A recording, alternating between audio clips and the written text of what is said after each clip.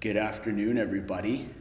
This is our Maundy, Thursday noon devotion. We are doing a first live stream reel run of our video equipment. So we get to be in the sanctuary and get to have some hopefully great worship planned, all things considered. So here we are. It's Maundy, Thursday, the first of the 3 days, Maundy, Thursday, Good Friday, Easter Vigil, leading towards Easter and Easter services.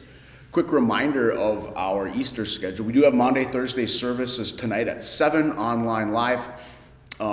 Devotion today will prepare us for that. We have Good Friday at 7 as well. We hope you'll join us for that online. And then Saturday, go online and check out our Easter Vigil video from the Children, Youth, and Family Ministry. They're doing some fun work. I hope you'll be able to look at that. And then Easter, we gather together live at 9 o'clock. It's supposed to snow, so we're going to do whatever we got to do to make some worship happen. There will be a service up somehow live or recorded, but we'll make that happen for us as a community. Anyway, it's good to be here. Hard to almost imagine that we're through Lent already. And we're already at Maundy, Thursday. So what I wanted to do today was read one of the appointed Old Testament texts to prepare us for tonight as we move into the evening. We're going to witness through word tonight Jesus celebrating the Passover with his disciples. And we also witness through word his washing of the disciples' feet. But I wanted to read the foundational text for the Passover, that story coming from Exodus, and just let us hear it and think about it for a minute. So Exodus chapter 12, this is the first Passover. Beginning at verse 1. The Lord said to Moses and Aaron in the land of Egypt, "This month shall mark for you the beginning of months. It shall be the first month of the year for you. Tell the whole congregation of Israel that on the 10th of this month they are to take a lamb for each family, a lamb for each household. If a household is too small for a whole lamb, it shall join its closest neighbor in obtaining one.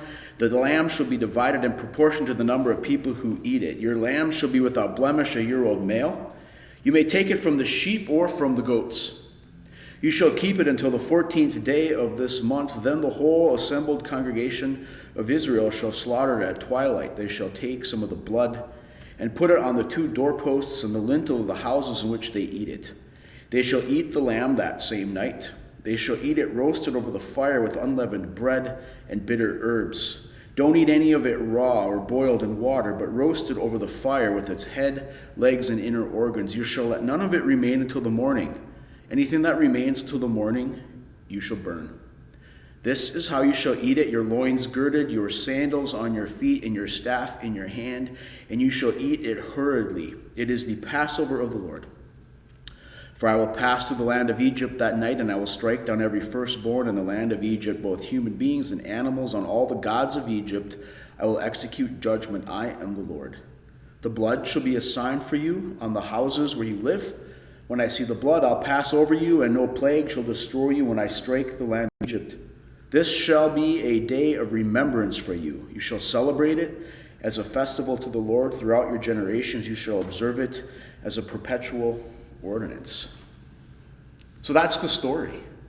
That's the story in Exodus where God sets his people free from slavery in Egypt and leads them out into the wilderness, which we've been talking about as well on Wednesday nights. But there's the story.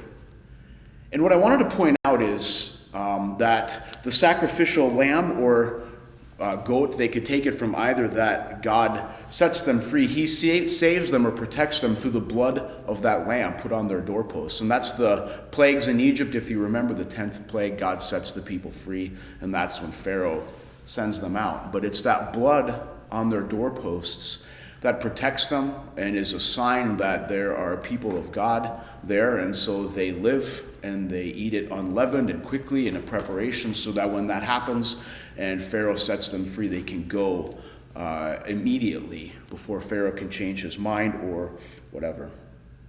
But what I like about the story is God does that or gives them those commands, and then God tells them to remember this as a perpetual ordinance. Remember what God's done for you. And as we remember what God's done for us in the past, it helps us keep faith in the present and leads us to look ahead into the future for what God will do for us. I think that's certainly relevant today, but in any day and in any time of our lives, to remember that God is working and to trust that and to look. And so we look ahead this week to Jesus, to Holy Week, to God redeeming us through the blood of his Son on the cross, and we give thanks to that. I hope you join us this evening for worship at 7. We'll be together as community. The Lord be with you this day. Amen.